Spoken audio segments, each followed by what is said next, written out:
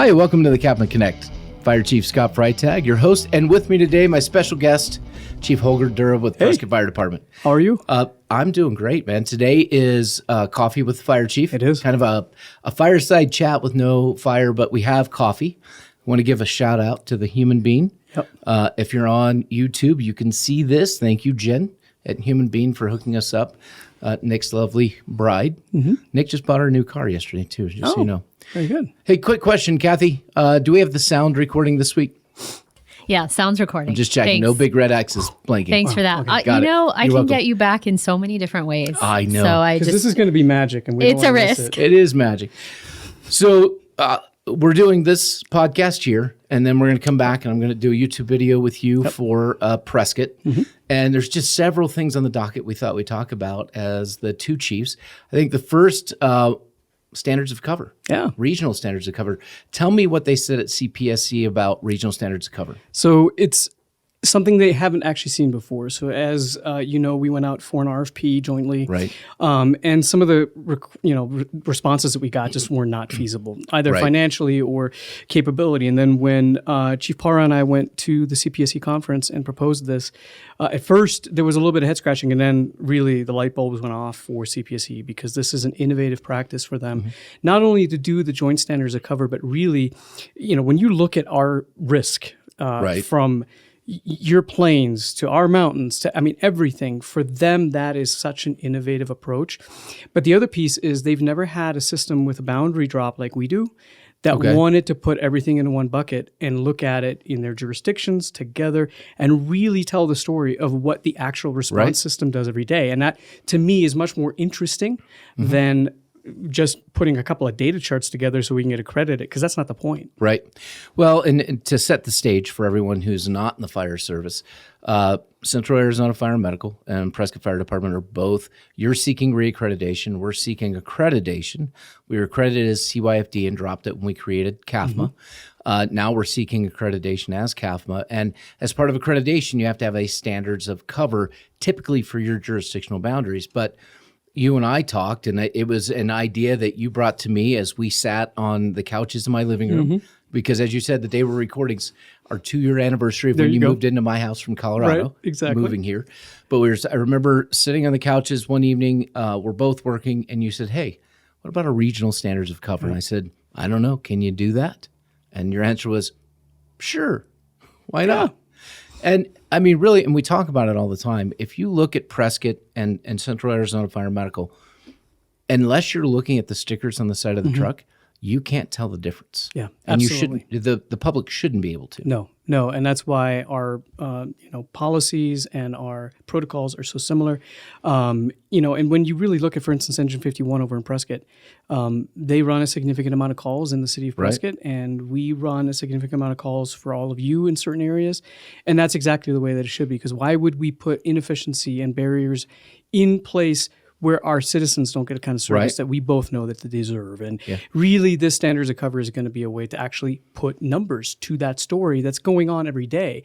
Nothing's necessarily going to change in the response system. We're just going to have a better way of quantifying to our elected officials and to our communities and also our firefighters just how effective our system is. I always say that if we didn't have the relationship that we did, you all would need an extra 2 fire stations, and we would need extra 2 fire stations.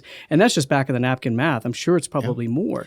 So we'll be able to tell that story now. Well, and given the fact that both of us are currently short fire stations, that would mean that I would need 4 more, and you would need 4 more. Correct. As opposed to what we have today. And, I just thought of this. You remember the old saying, no man is an island? Well, no fire department is an island either.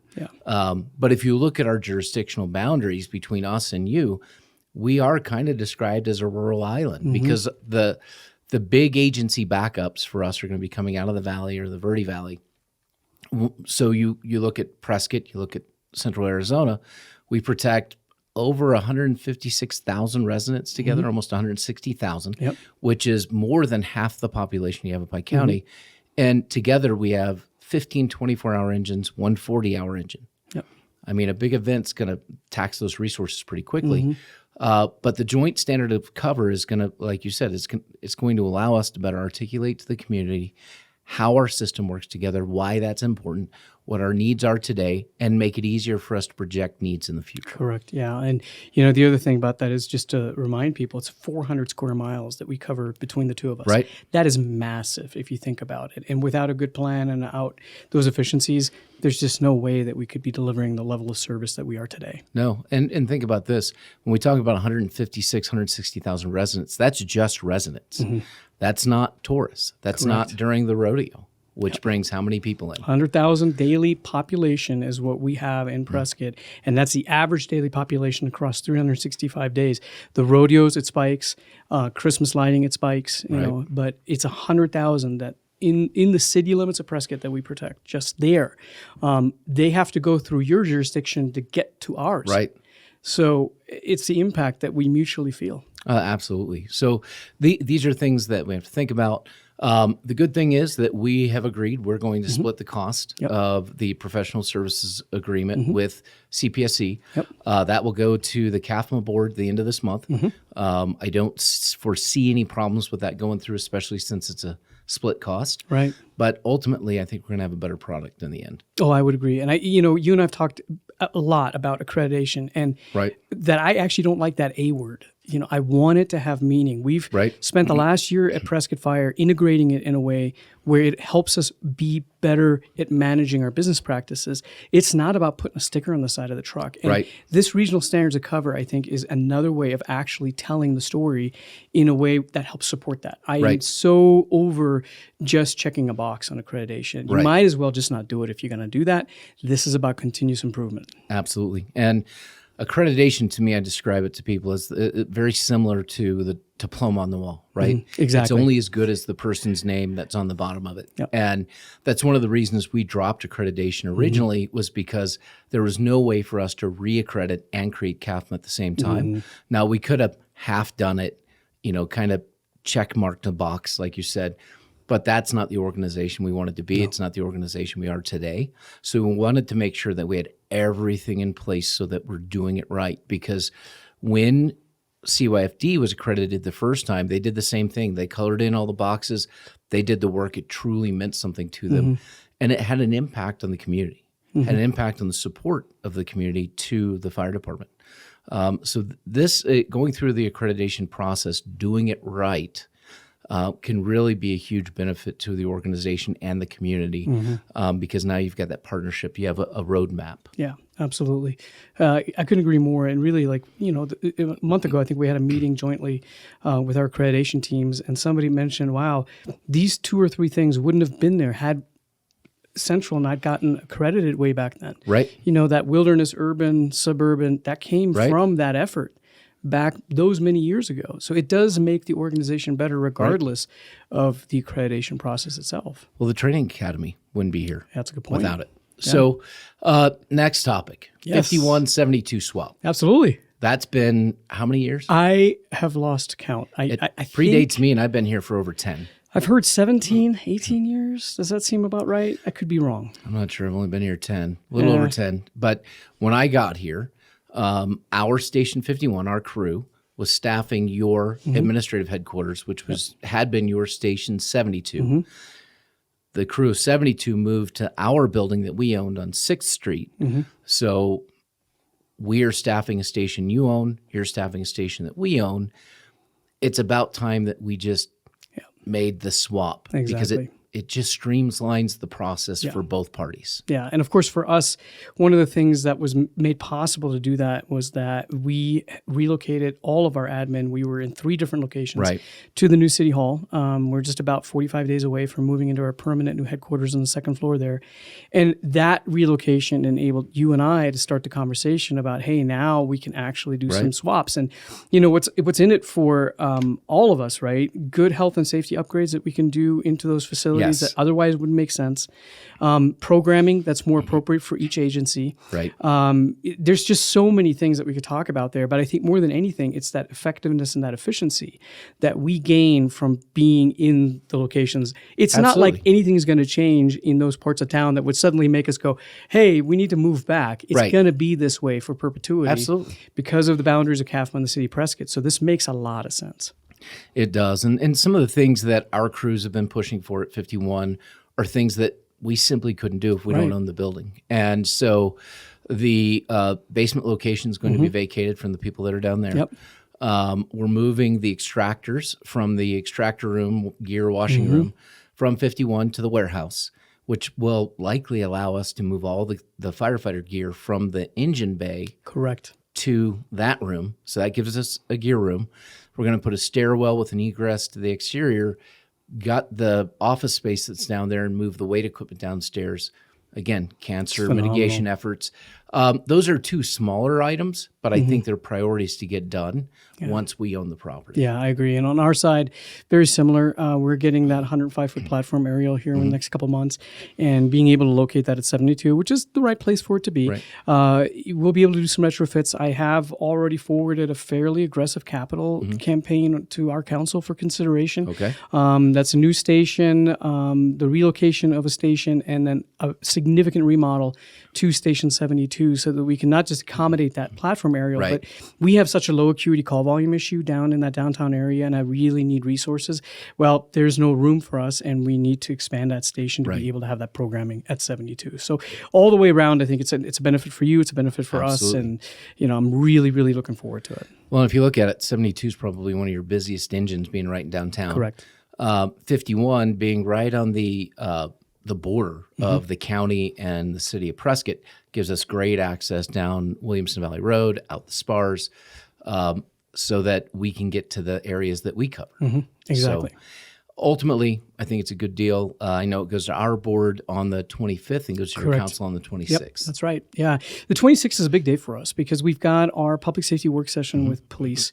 We're going to talk about not just the status of our departments, but really those future needs, and it's capital intense, both for police Right. and us. We've got a significant amount of stuff that needs to kind of happen to get us caught up. But the other thing that we'll be talking about is obviously the station swap at the voting meeting right after. We've got our firefighter and paramedic of the year presentation as well. So there's a lot of things that we're looking forward to on March 26th that has been in the works for a really long time. We've got a brand new annual report. I can't wait to Right. share that with you. Very nice. We've got our first set of what we call program appraisals, which is built on that strategic plan that we did last year, and all that's going to culminate into this annual report to our council. And what's really exciting for me is that the same consultant that we use for our second phase of the strategic plan, the council also just recently used. They're bringing them back for one more phase of implementation. So now the fire department strategic plan and the city strategic plan are built on the same methodology and the same approach. So the 26th of March is definitely something that I'm personally looking forward to. And I know that we're going to get some really, really great questions from council. But, the good news for me is that it is really the beginning of having this platform built to help us grow with the community. Well, and it's good to see. I mean, in the little over 10 years I've been here, this is the first time I can remember where I've seen such support from the council for the fire department and specifically infrastructure, things that you all have needed for a long time. And personally, I attribute that to your use of data, right? The ability to articulate and to demonstrate where the needs are. Once you start putting that data out there, it paints a pretty good picture. I want to go back for just a second because I think this all ties in, and I think it's important to point out to the community and to our members that the joint standards of cover, these other things we're discussing, that's what these conversations are why we just bought the property at Glassford Hill and Santa Fe Loop. Because you and I sat down one Saturday afternoon during the Partners Academy. Very scientifically With a map and some eraser fire puppies. We placed things on the map. Where are you thinking of going? Where are you thinking of going? And based on that conversation, we adjusted a little bit and said, you know what? This piece of property at Santa Fe Loop and Glassford Hill is the ideal place to go because it takes care of our community. It balances out between the city of Prescott and us with the station location that you're looking at. Yeah, and it's also kind of in that spirit of that IGA that we're working on right now, right? That we would make coordinated capital investments that don't overlap, that don't get in each other's way, because that's the best way we can leverage that. You know, when you look at the stations that we're looking at in North Prescott right now, that would basically mean that those two stations, when they're open, if they both got on the highway at the same time, they would meet at the water tanks. Right. Which is perfect. That's right where it exactly what should. we need. Exactly. Yeah. So that's the coverage that we were hoping for. And who knew a couple of fire puppy dog erasers would result in something that clear. But that's the nice thing, right? It's that collaboration, it's that coordination, it's the communication that makes that possible. Well, and I'll give you, I mean, it's not like I haven't done something like that before. Right. The CAFMA structure came from 3 crayons from Texas Roadhouse that I drew an org chart with, just goofing around. I'm not surprised it was crayons. I have to admit, I was actually almost going to make a joke about crayons, and then you did it yourself. I know. I mean, this time I'm surprised we didn't use crayons on the map. That's a good point. But the map was already drawn. So yeah, that's a good point. Thanks, Michael. Yeah, but I think it's important for our elected officials and community leaders to know that you and I do talk on a regular basis. And so when we're talking about station placement, it's not a guess as to where it should go. Strategically, 1, we're looking at mapping, and 2, we are communicating with each other. Where should these go? And similar conversations will be had with ladder trucks, because I could see us getting a second ladder apparatus, a 75-foot single stick. That's just my personal opinion. In CAFMA's jurisdiction, potentially located at that Glassford Hill Santa Fe Loop location, because most of our high rise and density in residential exists in those areas. Right. Exactly. Yeah. And that's I think one of the pieces, right? Further maximizing those investments. I mean, when you look at the price of a fire truck and a fire stations, and the cost of personnel that you and I've been talking about, if we didn't do that, the public should hold us accountable for not doing that. I mean, why would I put up a wall between you and I to where my expense to that is a greater capital outlay to my taxpayers? That makes zero sense, right? The other question that we constantly get, right? And we were on one of these podcasts before and said, are you guys looking at a merger? No, we're not looking at a merger. What we're looking at is literally optimizing something that we have that's already good and making it even better. We're working together strategically for the betterment of the entire system. That's right. Right? Yeah. The entire system. And that's why we went for our CON. That's why we sought a second private company up here prior to us going for the CON, because our intent was improve the overall EMS system. Correct. For everyone. Yes. And as long as we continue to work in that vein, I think we're moving in the right direction. Yeah, and well, as I indicated to you, that's also worked out on our side. Right. We've seen a significant improvement in quality in our pre-hospital transport system in the Prescott side, and I directly attribute that to that systems-oriented thinking of looking at what's best for everybody involved. So really, there's proof in the pudding, right? I mean, we talked about the move-up module a little bit just now. Yeah, that went live on February 15th. Yeah. So for the viewers, the move-up module was an algorithm-based model that helped replace what was a static system that was developed long before you and I got here, of when a station area was empty, they would move other engines to cover those station areas based on system experience at that time. Well, we haven't made any real adjustments since that time, long ago. And we've now gone live to look at actual historical call data, the time of day, the time of year, using that technology to make better oriented move-up decisions that actually result in better coverage. When we were talking to Deccan, which is the vendor, one of the things that they use the term is batting average. So this is a little bit like Moneyball, right? Right. And basically what they're looking for is that more than half the time, a move-up of an engine company, which it takes them away from their workouts, it takes them away from their meals, it's another activity that they have when they're already busy, will result in an actual call in the direction that they're moved. Right. We couldn't say that before February 15th. And just today, I got an update from John Brambilla, who's the deputy chief over at Prescott PD, and he oversees the dispatch center. And he said, hey, just the other day, Engine 51 got moved into 75's area. People were scratching their head because that's never happened before. Right. And sure enough, as they were about halfway there, I believe, that's when they got toned to a call in 75's area. So we're starting to see that it works. But the biggest thing is, without a significant degradation in service, we have to still study that. We have removed a lot of move-ups from the system. Right. That's better for our firefighters. That's less fuel. That's less wear and tear on our engines. And it's still providing really good service. And it's safer. The less time we have on the road, the safer our crews are. And we just noticed Chief Freitag was sharing with me recently that 54 got moved up to 59. Wow. I've never heard of that happening. If anything, 59 would get moved to what we call zone 40, which is Maverick at 69 and Fane Road. Right. But no, 54 moved up because the system said, hey, the most likely call is going to be this direction on this north side of Prescott Valley. Yeah. And so overall, it seems like the move-ups are down. But for some of the engine companies, the move-ups are up because they're going from 0 move-ups to a move-up. That's very true. And, that is an impact of this. But when you really look at it and leveling it out, if we can reduce those move-ups, improve our response times, the total annual investment of that package up front, I believe, was around $170,000 split between the two of us. And then the annual maintenance is far less than that.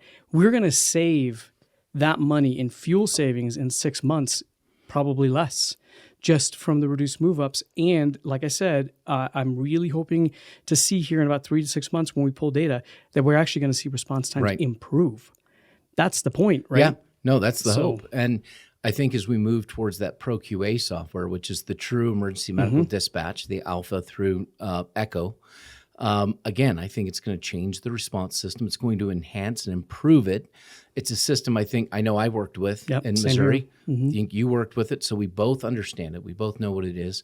There's a supervisor at PRCC who used to work with the ProQA and sings its praises, and she's ready to roll with it. So pretty excited about that coming on. And one of the conversations that we've had more recently, and I think just in general the fire service, right, is the increase in our call volume, like you said earlier with 72, is a lot of low acuity calls. Are we sending the right tool for the call that it's going to? And I think in some cases, because of the system, the way it was established, the way things have been, we weren't. It was always an engine that went to everything. And I know we're working towards putting on some alternative response units. You're looking at similar. So for an alpha call that statistically doesn't result in a transport, you end up sending a pickup or an SUV with a medic and an EMT on it. Maybe you connect someone to a teledoc or poison control or whatever. Decrease the backup in the ER. Increase the times that the big red trucks are available for the types of calls they should be going on. And at the same time, with the ARUs in service, saving the ambulances for the calls that would generally result in a transport. Absolutely, which increases ambulance reliability. Right. I mean, there's trickle-down effects on this that really help the entire system become more resilient. That's the other thing, right? When we're looking at, you mentioned this at the beginning of the podcast, at these 15 stations, 16 companies, isolated here in central Yavapai County, you and I need to talk about resiliency. It's not just about response times. No. It's how much can we absorb and really be able to say, okay, this low acuity stuff is not going to take those very limited resources away from those emergencies that do happen, and that's a really good thing, I think, for the future. Absolutely. I think it improves the overall system. Not just the EMS system and the fire system, but the hospital system as well. Helps our community members out. So it's not community paramedicine. It's just a low acuity unit going to a call that normally doesn't end up with a transport. And we're looking to partner with Priority for ours. So it'd be a Priority EMT, our paramedic, no cost sharing, each is paying for its own. But Matt Beal with Priorities looked at it and he said, listen, if I can keep my ambulances in service for the calls that they're going to transport, honestly, putting an EMT with your medic in a pickup truck is saving me money in the long term. Exactly, yeah, that dry run percentage. Right. I did have a question for you about the hospital system. Are you wanting to reduce the amount of patients coming to the hospital because you're such a frequent user of the hospital system here in Yavapai County? I've only been to the hospital 3-4 times. Okay, I just want to make sure that we're this morning. Transparency matters. So I just want to point out my shoulder's not dislocated. It just looks weird. Okay, just saying. Right now. I'm sure it'll go back to where it belongs. But I appreciate Dr. Lopez and Brian Hamilton with the YRMC West helping me out this morning. It's very nice of them. Good. So, we're looking at the move ups. We're looking at the ProQA software, improving the system so that I can get into the ER faster. Although again, Brian Hamilton was great this morning. Let's talk about recruits. Yeah. So before we talk about going to the Joint Green Academy, we've talked a lot about housing being an issue in our area. And I know when I spoke, we just hired 13. And especially those folks coming in from out of town or living outside the area, I asked them in the interview, hey, have you looked logistically at what it's going to take for you to be here for a 15-week academy, 4 10-hour days? And if you're moving from outside the area, have you looked at housing costs, done a comparison to ensure that you can afford to be up here? Each has said yes, but sometimes when you get, I know one of our recruits was actually, I didn't know this, I just found out about it, had looked at getting a rental, but it was so expensive he was going to sleep in his car. Oh, man. Fortunately, one of our company officers had given his number to HR, Captain Brody Fields, and said, hey, if somebody runs into a problem, my kids have moved out, I can help put somebody up during the recruit academy. And so this person was connected with Brody. Brody's given him a place to stay. That's amazing, but it doesn't always happen, and it can't always happen. So you shared an experience with me this morning. You want to share with everybody else? Yeah, absolutely. So first of all, what you just described, it is amazing, but it's not a system, right? It's not a process. And that study that we're participating in with NAU, lots of efforts, the city council in Prescott now has a workforce housing committee that you spoke at not too long ago. And those are efforts that are underway, but the current reality is this. We are just about to start a recruit academy on Monday. And a gentleman from the Tucson area, amazing recruit, really somebody that we were looking forward to bringing on, has a family, a couple of kids, and he's been diligently trying since we gave him the offer almost a month and a half to 2 months ago to find housing and could not make it work. And that was even looking at the teacherages that we have at Taylor Hicks. Those are 2-bedroom units, and with the size of his family, that was just not going to work. And unfortunately, just yesterday, he had to withdraw from consideration from the academy. And so we've not had this happen yet at Prescott Fire, so he's the first case, but it's something that I was expecting. It was not surprising to me, right? And it is the reality of the housing costs, and it's more than just, hey, let's do this one thing and it fixes all the problems. It's not just about salaries. It's not just about putting, transitional housing out there. It's got to be a comprehensive approach that looks at the long-term strategy.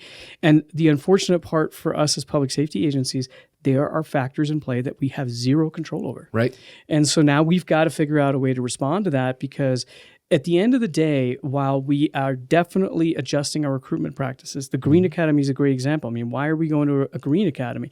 It's to increase our applicant pool, right? And because we have to. That's it.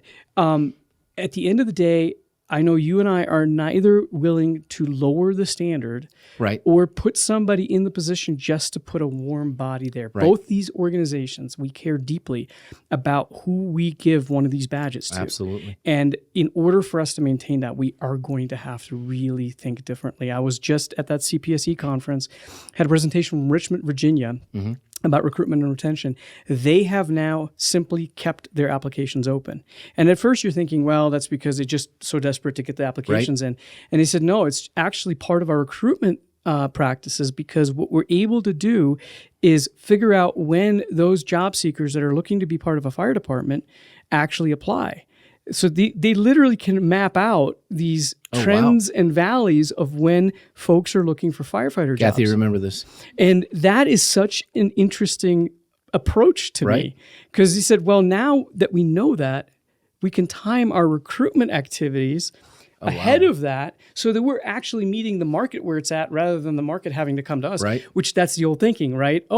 Whenever we put a firefighter test up, we're going to have thousands of people wanting to be a firefighter. Well, okay, let's get over ourselves. That's done. This is we're not going to see that anymore. No, this is such a great innovative practice. It's like, now they know when people are looking to be a firefighter. Well, it'd be interesting to see that here, because unlike Richmond, we have hunting season, which is huge, so people can apply. We have wildfire season, so that's big and goes for 3 months, 12 months. So we have a lot of wildland firefighters that want to test for structural jobs, but they're out on wildland. So when is the prime time for us? Don't forget about construction season. Oh, construction season, the windy season. Windy season. People don't want to come out in the windy season. It's windy. But it's always windy here. It's always windy here. Whatever. So when we when we look at the timing, the way we're doing it now is the conventional way, right? Hey, I've got to get this academy in from here to here, and it's got to be done for here to meet this time frame. Right. And then I need to get another hiring process because I have to start another academy here so I can get it done by here, right? Is that the best? I don't know. We're getting a decent pool because it is quality over quantity, right? But, back on the housing piece for just a sec, we just lost a great firefighter paramedic, really good person, firefighter Caden Birch, to Myrtle Beach Fire. And the reason is he's going to go there. He's not really going to make any more money. But housing costs are such that him and his wife were already able to purchase a home. Wow. And they couldn't do that here. They could live in an apartment or parents' basement. But you don't want to do that with kids, not when you're trying to raise a family. And it's very unfortunate that we lost Caden to go to Myrtle Beach. And I'm sure his mom's not very thrilled either because that means the grandkids are going to Myrtle Beach. Yep. Beautiful area, great department. I know the chief. But something has to be done with housing. As you said, a lot of it's out of our control. And when we talk about affordable housing, now we don't have the NAU study back, but one of the things I know is you've got to have density to drive down the overall construction development costs. And there's so many restrictions being put on some of these things with the open green space has to be X, the walking paths have to be Y.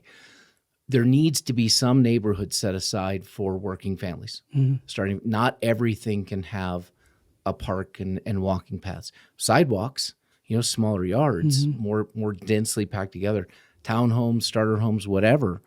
But without that type of development, we are never going to actually address the affordable housing issue that we have in the area. And that's going to continue to be a challenge, not just for us, but for the hospital, for the schools, for the people that work at the retail services that we use and look for every day, right? Something has to be done. Those things are out of our control because I don't have anything to do with development. Right. And another interesting piece of that is, when we really get down to brass tacks on what does workforce housing look like. Right. I think there's the perception that, like you mentioned, we build this neighborhood and for a 30-year career, you're going to have public safety folks working and living in those neighborhoods. The reality is, right, the people that we recruit, what they like to live eventually, not immediately, on 2 to 3 acres. Right. They want to have a shop area. I mean, that is just what the general nature of this profession is. If we said, well, we've got this amazing apartment complex, and that's where you're going to live for 20 years while being a firefighter in this community, that is also not sustainable. So we got to get creative. I mean, yes, initially, like that teacherage, right? That's a month-to-month lease where somebody can catch their breath, get up here, orient, see where they actually want to live. That definitely works. And you and I have talked about dorms being integrated into training centers, right, for that same reason.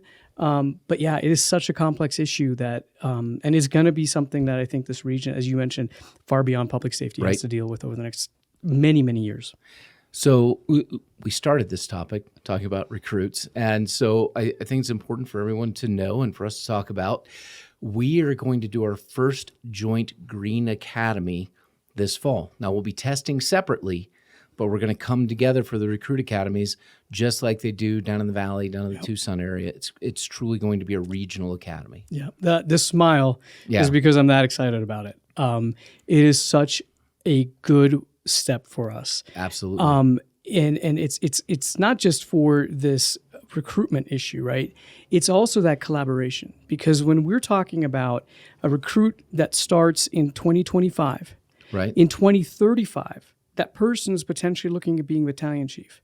And if that battalion chief at CAFMA and that battalion chief at PFD went through the same academy together 10 years before, that relationship and that collaboration looks completely different than if we had separate academies. That networking that takes place in the academy and those friendships that develop, those connections, they follow you throughout a career. Correct. I listened to Greg Reese, the fire chief out of Tempe, talk about the people that he went to the academy with, and then they went to the same fire department, and then they went to different fire departments, but there's still that connection there between them throughout their entire career, which I think is great. And we're already so close, and the families are already working together. We're already following the same policies, SOGs. We're operating on the same scenes. It makes sense for us to run a joint academy. And we're going to the Green Academy just because Yavapai College puts out a good product. Absolutely. They have a very good Firefighter 1 and 2 program. But even if they have 20 in the program, if I need 13 or 15 or 16 and you need 10, well, there's not enough people coming out of that program. And not all of the people coming out of that program are a cultural fit for us or for you. Right.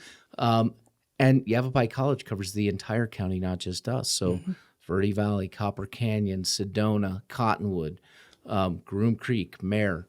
There's not enough firefighters coming out of there. So we have to start producing our own, which also allows for a little more diversity in the hiring pool sometimes, which is great because we look for that. But we just had to do something different. And we're not lowering our standards by not requiring Firefighter 1 and 2. Correct. If anything, we're improving the standard because when you go through the program, our training academy is so much more robust. Exactly. You did mention something about family that made me remember there's something on my calendar for May 4th that May the 4th be with you. Want to talk about. We do. Let's talk about that real quick. We have Goldwater Lake, and it's for a joint family picnic between CAFMA and Prescott. Together, bring your families. We're going to, I think there's smoked meat. Tell me about that. Tim So Legler? Our recreation services folks who are the Swiss Army knife of the city of Prescott. So Right. recreation services, you think it's, Parks and Recreation, which it is, but they also do our fleet and facilities maintenance. They took on our forestry crew at the beginning of this fiscal year. They do so much. And they are really the lifeblood of the city of Prescott on the back of the house side. And they actually proactively reserved Goldwater Lake, which of course is park in the city Right. of Prescott, but they're also going to pull their big smoke trailer up and actually smoke meat for the firefighters of Prescott and CAFMA because that's how they want to give back. They're amazing. That's people. incredible. Tim's a great guy. Yeah. I just met him a few months ago in person, but what an amazing individual. He's done so much to help us, and they truly understand the importance of us getting that family connection, bringing our groups together, getting the families together. So more information to come on that. We're going to have a save the date that our admins put together for us for May the 4th this year. We're going to have the meat. We'll bring water. We just ask everybody that's coming, bring a side dish, bring chips, bring whatever else you want to drink. A fishing rod. Right, fishing rod. But it's great. And we did look at, I just want to point this out, we did look at having this at a pool. And as I was contemplating the idea of the pool, I thought the parents are not going to be able to visit with each other because when do drownings happen with kids? Absolutely. At parties when parents aren't paying attention. So the parents are going to be hyper-focused on the kids in the pool rather than focused on just the overall family environment. So Goldwater Lake just seemed to make a more sense to bring everyone together. Yeah, I'm really looking forward to it. I think it's going to be hopefully the start of a tradition that will continue in addition to all the great traditions we already have, right? I mean, shortly on its heels, we're going to have that usual 4th of July weekend barbecue with Local 3066, which is always a great time.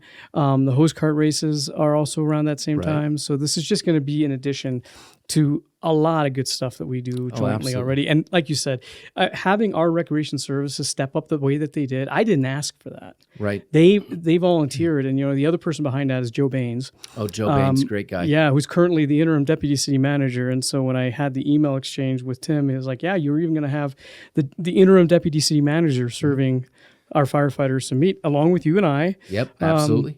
As long as we don't, eat all the meat ourselves, we won't. Joe's one of my neighbors. That's true. I forgot about that. The other nice thing about not being in a pool is it allows Kathy's husband, Pete, to focus on visiting with people so he doesn't have to keep such a close eye on Kathy. I've heard about this. I've heard about this. Yeah. Tends to get out of control with these things. Yeah. Speaking of, have you figured out a chaperone for her yet? It's Pete. Pete or her son, War. Okay. All right. Okay. My son is more mature than I am. Yeah. Yeah. I've talked to him. Yeah. It's clear. So, I mean, that's exciting. And I'm gonna throw this out to you, and I would just like your opinion on it. Yeah. So, and I've talked about this before. I've heard some of our folks say, hey, you talk about family, but it doesn't feel like family here. And my response to that has been, and what I'm saying to the recruit classes now and during recruit graduation is, family is what you put into it, right? Whether it's your work family or your family at home. If you're disconnected, then you're not going to feel like family. Yeah. So the family feel, the culture exists here for it, in my opinion. But it's what are you doing to make it more family, right? Am I off base? No, I see the same thing, and I think there's a couple of factors here. Number one, there's generational, right? The way that forget about the fire service, the way that things have moved, social media, and this is not saying social media is bad. We're on social media right here. Don't say that to Kathy. Right. That's her livelihood. It just has gotten to a place where that disconnection is more easy to occur without you noticing. Right. And so the other thing is families are starting to get more geographically diverse. That's why I think us having a local workforce is big. If you're living in the Valley and you're coming up here, not that there's something wrong with that, but it's more difficult for you to make that decision on a Saturday to come up for one of those events. I could not agree with you more about your point regarding making it what it is completely up to you. Right. That is such a key piece, and not just with the family aspect. I think that is with our profession in general. This profession is going under significant change. 100%. We have not even scratched the surface, I think, of what the fire service is going to see in the next 20 to 30 years. And in order for us to succeed in that environment, one of the things that's going to be key is exactly that, our ability to make it the best possible fire service that we want to work in. And your point about saying, well, is that a value of the fire service, that we have a close family connection? Absolutely it is. You and I share that view. It's definitely loud and clear in the city of Prescott. I mean, we've got one of the departments that is like one of the biggest features of our department. But it is ultimately up to all of our individual value set, right? To express that and make that happen. And maybe it's not the way that it used to be before, so we shift it and have things that make sense today and into the future that, again, adapting to that generational change that makes sense in the current context. Well, and that's why you and I came up with the concept of the joint family picnic. Yep. And if you look at it, we have the Firefighter Angel Pancake Breakfast coming up in April. Kathy, do you remember the dates? I want to say it's the 6th or the 7th. I wanted to say 7th, so we're right in the ballpark. Okay, good. So the Firefighter Angel Pancake Breakfast coming up, big family event. Follow that up with the family barbecue. Follow that up with the hose cart races. And then follow that up with our holiday awards banquets. We are trying to do a lot of stuff together. The Partners Academy coming up in fall again.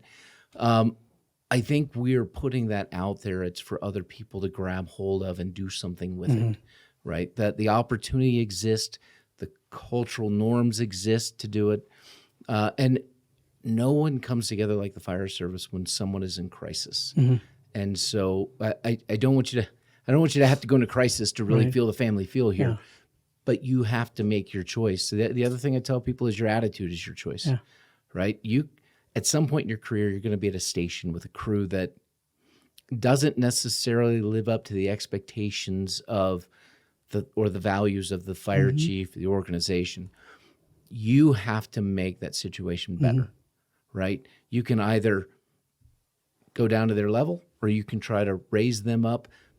But at the end of the day, you can keep yourself up if you choose. But you have to choose that. And that's been the case for time immemorial in this profession. I mean, I remember when I came on the job having those issues and hearing about those issues 20 years before I started. So those have always been with us, right? And so I think it's very important for us to put some context around that. When I hear those conversations about, hey, it's just not the way that it used to be. Well, it's not like it's blamable on one individual thing. It is such a bigger issue, and the only thing that really is going to fix it is exactly what you just said.